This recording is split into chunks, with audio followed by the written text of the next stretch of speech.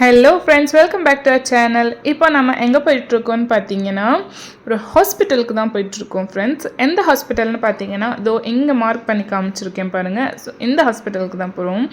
நம்ம எதுக்காக வந்திருக்கோம், ஏன் வந்திருக்கோன்ட்டு நம்ம வீடியோக்குள்ளே போய் பார்க்கலாம் வாங்க.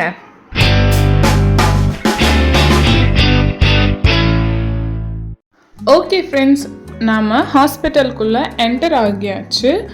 நாம் எதுக்காக ஹாஸ்பிட்டல் வந்திருக்கோம் அப்படின்னு பார்த்தீங்கன்னா என்னோட செகண்ட் பேபி டெலிவரிக்காக கேரளாவில் இருக்கிற ஒரு ஹாஸ்பிட்டலில் அட்மிஷன் போடுறதுக்காக வந்திருக்கோம். ஸோ இதுதான் என்ட்ரன்ஸ்லேருந்து வந்தோன்னா பெரிய கார் பார்க்கிங்லாம் இருந்துச்சு. வண்டிலாம் பார்க் பண்ணிவிட்டு நம்ம ஹாஸ்பிட்டலுக்குள்ளே என்டர் ஆக போகிறோம். ஸோ இதுதான் ஹாஸ்பிட்டலோட அவுட்லுக்கு. இப்படி தான் இருக்குது பார்க்குறதுக்காக. இப்போ நம்ம உள்ளே போகலாம் வாங்க. ஸோ என்ட்ரன்ஸில் இந்த மாதிரி கொஞ்சம் பிளான்ஸ்லாம் வச்சுருந்தாங்க, அழகாக இருந்துச்சு பார்க்குறதுக்கு.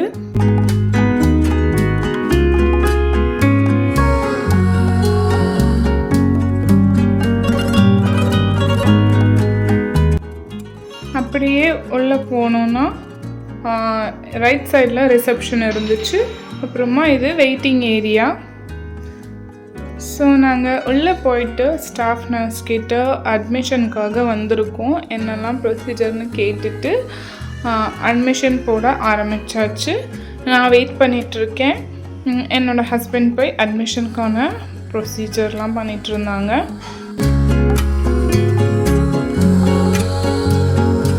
அப்புறம் பார்த்திங்கன்னா ஒரு லேடி வந்து எங்களை ரூம் காட்டுறதுக்காக கூட்டிகிட்டு போனாங்க. இங்கே வந்து கொஞ்சம் ஸ்டாஃப் ஹேண்டலிங் நல்லாவே இருந்துச்சு. ஸோ இப்போ நம்ம ரூம் பார்க்குறதுக்காக போயிட்டுருக்கோம்.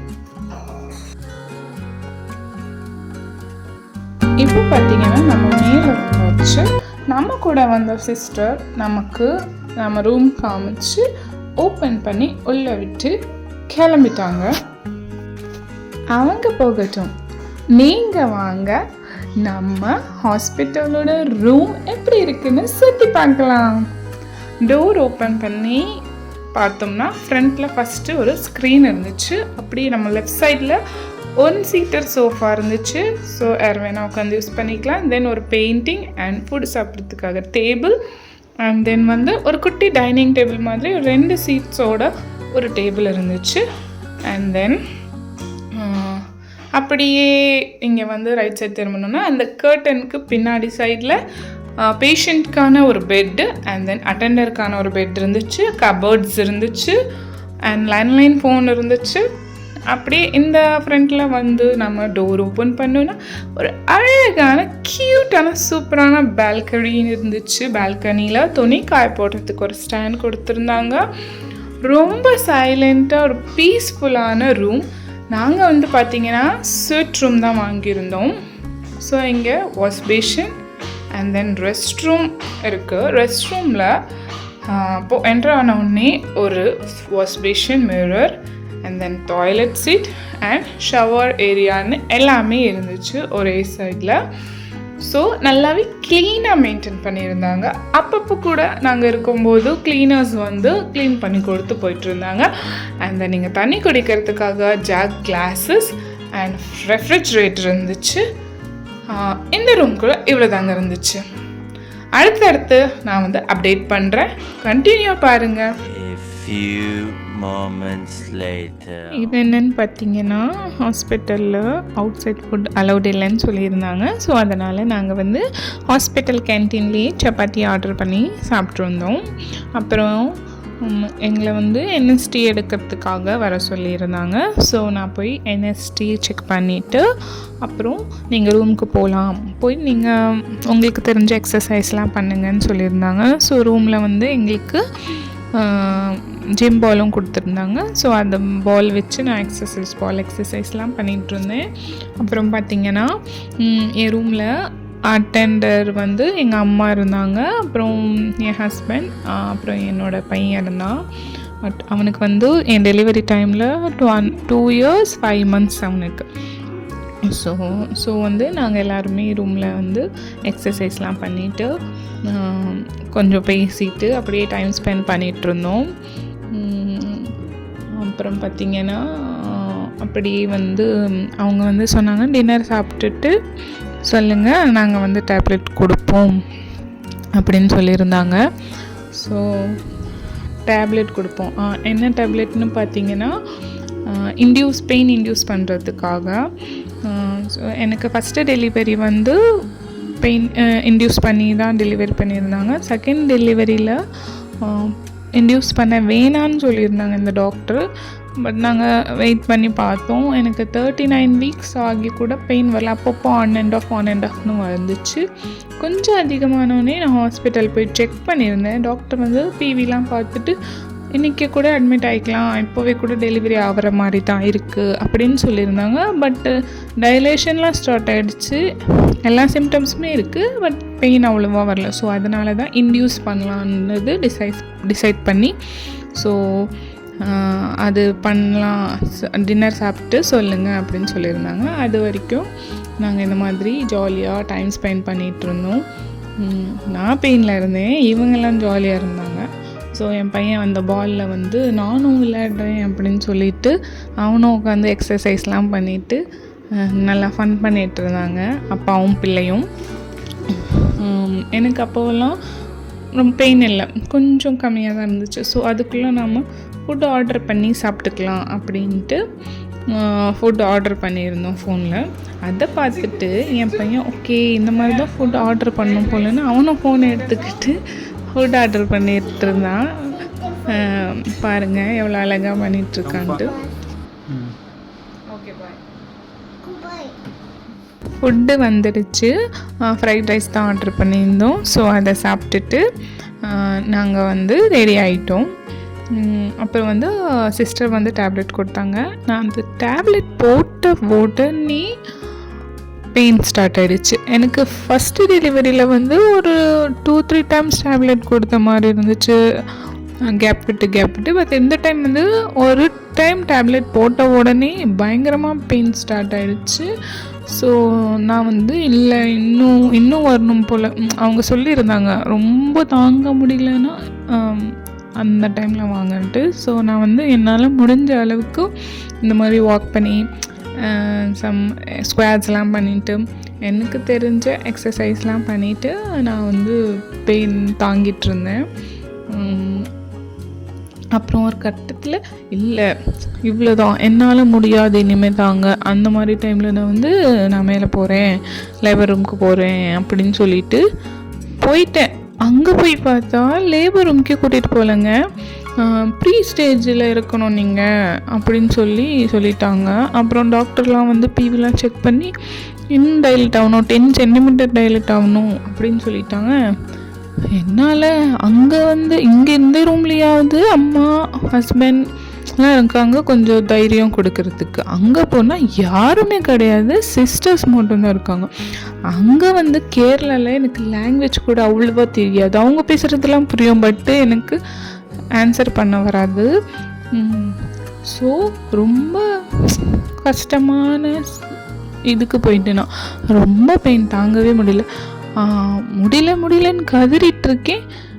பக்கத்தில் இருக்கிறவங்களாம் போகிறாங்க லேபர் ரூமுக்கு, என்னை கூட்டிகிட்டு போக மாட்டாங்க. டாக்டர் முடியல டாக்டர் அப்படின்னா, இல்லைம்மா முடியும் உங்களால், இன்னும் 1 சென்டிமீட்டர் அப்படி இப்படின்னு வெயிட் பண்ண வச்சுட்டாங்க.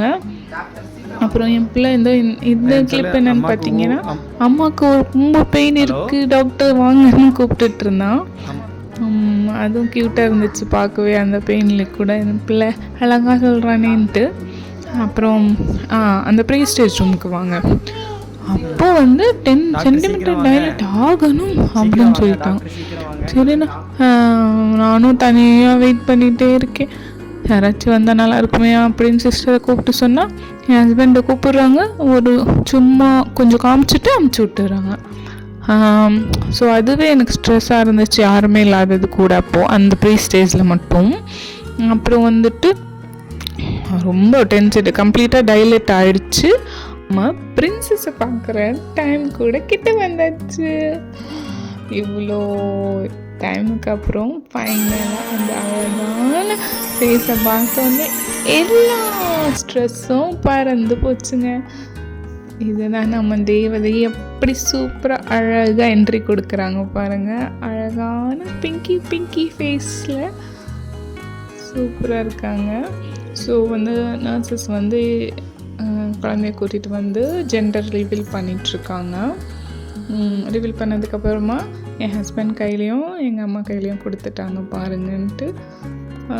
அதுக்கப்புறம் வந்துட்டு அப்சர்வேஷன்லேயே இருக்கணும்னு சொல்லிட்டு இந்த ப்ரீ ஸ்டேஜ்லேயே வச்சுருந்தாங்க என்னையும் பாப்பாவையும். அப்புறமா வந்து ஒரு 4 hours 6 hours அப்சர்வேஷனுக்கு அப்புறமா எங்களை ரூமுக்கு அமுச்சிட்டாங்க.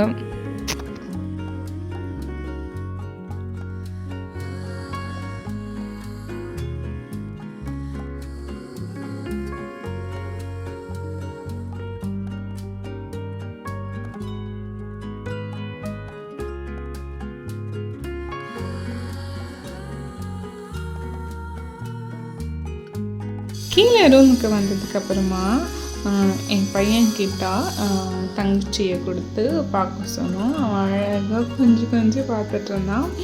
ஏன்னா வந்து டெலிவரி ஆன அந்த டைமில் வந்து ஏர்லி மார்னிங்லேயா அரவுண்ட் 4:30 சம்திங் இருக்கும். அந்த டைமில் அவன் தூக்கத்தில் வந்து சரியாக பார்க்கலன்னு அழுதுகிட்டே இருந்தான் சிறுன்ட்டு.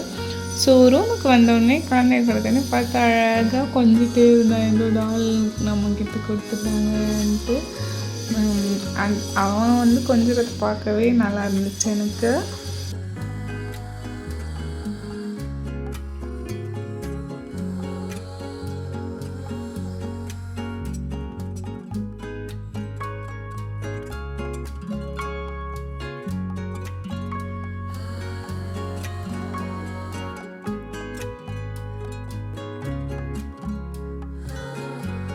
அப்புறம் நான் கொஞ்சம் செட் ஆகிட்டு நான் எடுத்து வச்சு பார்த்துட்ருந்தேன்.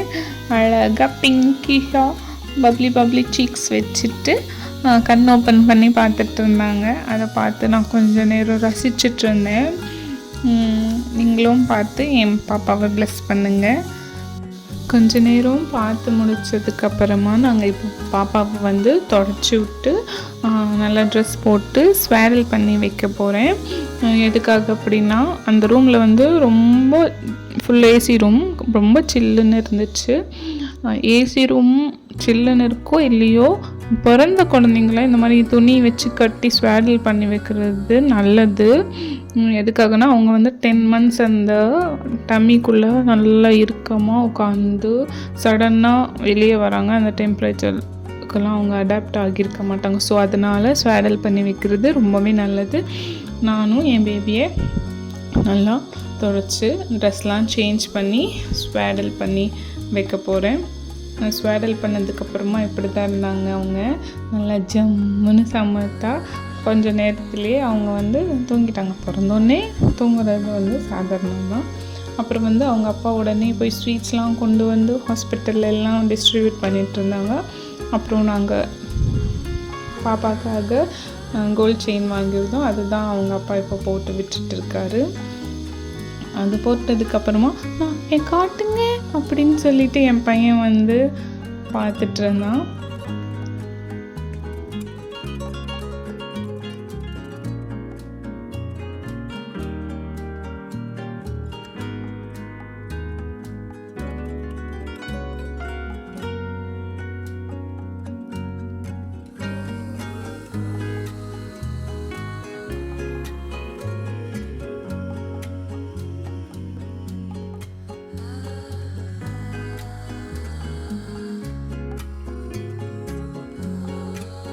அப்புறம் சேம் டே வந்து கொஞ்ச நேரத்தில் எங்களோட ஃப்ரெண்ட்ஸ்லாம் வந்திருந்தாங்க எங்களை பார்க்குறதுக்காக. ஸோ அவனோட பையனும் என் பையனும் சேர்ந்து தாய்க்கு எழுதி சாங் போட்டு டான்ஸ் ஆடிட்டு இருந்தாங்க. என்ஜாய் பண்ணிட்டு டான்ஸ் ஆட டெலிவரி ஆக்கி 3rd day நம்ம டிஸ்சார்ஜ் ஆகிட்டோம். ஸோ இப்போ பார்க்குற கிளிப் வந்து டிஸ்சார்ஜ் ஆகி வீட்டுக்கு கிளம்பிட்டு இருந்த கிளிப்பு தான் நீங்கள் பார்த்துட்ருக்கீங்க. ஸோ நாங்கள் வந்து ஹாஸ்பிட்டல்லேருந்து அப்படியே எல்லோரும் கிளம்பியாச்சு. கிளம்பி நம்ம வீட்டுக்கு போகிறோம். அப்புறம் கொஞ்சம் ஃபோட்டோ ஷூட்ஸ்லாம் எடுத்திருந்தோம் பாப்பாவுக்கு ஹாஸ்பிட்டல்லையே. அதெல்லாம் வந்து நான் உங்களுக்கு அடுத்த வீடியோவில் காட்டுறேன். உங்களுக்கு இந்த வீடியோ பிடிச்சிருந்தா மறக்காமல் லைக், ஷேர், சப்ஸ்கிரைப் பண்ணிக்கோங்க. பெல் ஐக்கானை மறக்காமல் கிளிக் பண்ணிக்கோங்க. தேங்க்ஸ் ஃபார் வாட்சிங். பாய்.